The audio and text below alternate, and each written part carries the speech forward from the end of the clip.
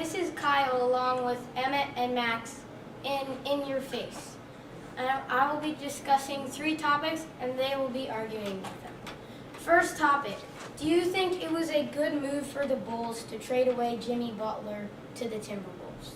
I think yes, because they got the 7th overall pick, which got them Lauri Markkanen. They got Chris Dunn. They got Zach LaVine, which are 3 young. They are unproven, but they're young players. And right now the Bulls are in rebuilding mode. And by the time their young players do get good, Jimmy Butler will be out of his prime. So I think trading him now was a good move. And the Timberwolves, on the other hand, they got a good deal because they could pair Jimmy Butler, who's a star but also older, with Karl Anthony Towns and Andrew Wiggins, who are both younger and very good players they'll develop while Butler's still in his prime, and they could go on to win and be very successful. No, this is a horrible idea by the Bulls. Jimmy Butler is in his prime. He can guard anyone on the court. He is one of the top 10 players in the league, in my opinion. And the Bulls just lost the best player they had. This was a bad decision. The Timberwolves will benefit greatly. They'll be a top 3 team in the West. They have a good chance to beat the Warriors. And this was just a horrible decision by the Bulls to trade away their greatest player. Okay, topic 2.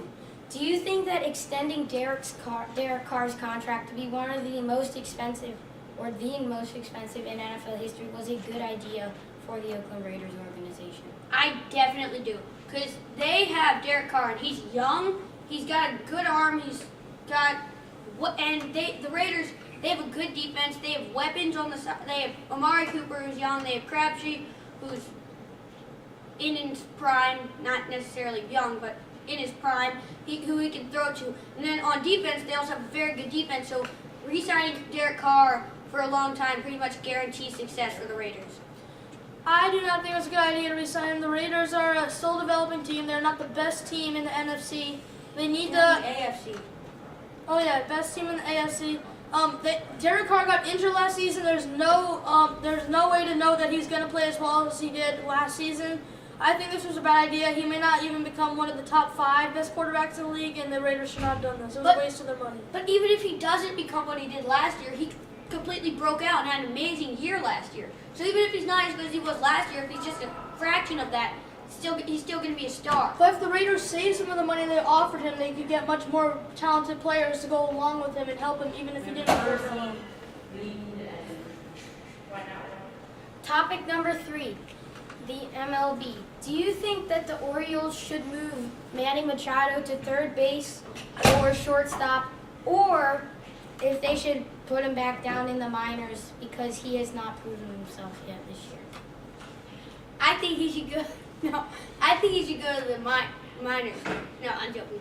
I think he should stay at third base because I know this question was asked earlier, and everyone talks about Ruben Tejada and how he should stay at third base because they have Ruben Tejada there, but they also have Paul Giannis there. So if they keep Manny at third, and then when Hardy comes back, it's going to be hard for him because Hardy's out for a little while. So it's going to be hard for him to transition right back quickly, especially since they have some players who are good at shortstop already, and they can just keep him at third. Well, shortstop was Manny Machado's chosen position, and I'm thinking since he's not been performing very well at third base, put him at shortstop, see how he plays for say 5 games, and then move him back if you need to.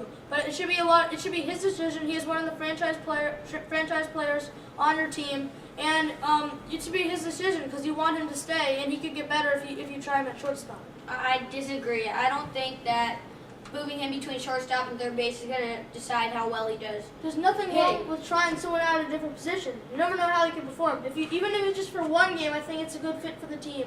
Well, they've seen him at shortstop before. He did just as well at shortstop as he did at third base last year. But they tried this last year and he did just the same. And since Ruben Tejada is a younger player, it would be good to put him at third base because that'll let him play where he wants to play while he's still developing. It would be good for them to do that. Ruben Tejada is not younger than Manny Machado. Still, Ruben Tejada is old. He's like 28, 29.